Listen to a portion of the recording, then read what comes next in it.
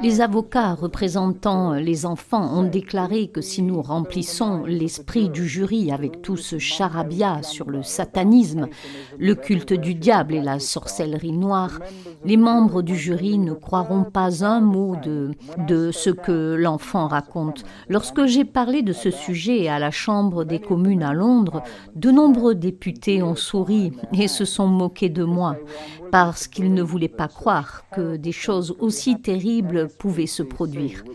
La NSPCC, qui est notre Société nationale pour la prévention de la cruauté envers les enfants, et les inspecteurs qui s'occupent des enfants à risque dans tout le pays ont signalé que dans tout le Royaume-Uni, ils trouvaient des preuves d'abus sataniques.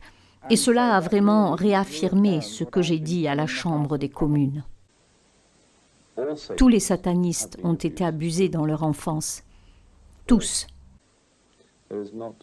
Je ne peux pas imaginer qu'une personne normale puisse se lancer dans quelque chose d'aussi horrible, vil, dégoûtant, violent, humiliant.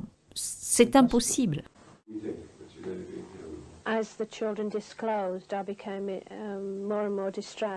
Au fur et à mesure que les enfants se confiaient, j'étais de plus en plus bouleversée par ce qu'ils me disaient et j'étais effrayée moi-même en fait, parce qu'ils me racontaient des choses qu'on ne voit que dans les films d'horreur et qu'on ne lit que dans des livres fictifs. C'est ainsi qu'une rupture de communication, une rupture de collaboration s'est produite à Nottingham et c'est devenu une cause dont la nation a commencé à s'occuper.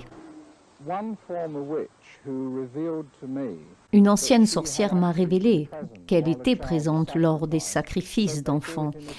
Ils le font d'une manière différente. Normalement, le grand prêtre a des relations avec certaines des sorcières du clan et ils font un enfant et quand cet enfant naît, il n'est jamais enregistré comme né et donc personne ne sait que cet enfant est venu au monde. Et on m'a dit que c'était certains de ces enfants qui étaient sacrifiés.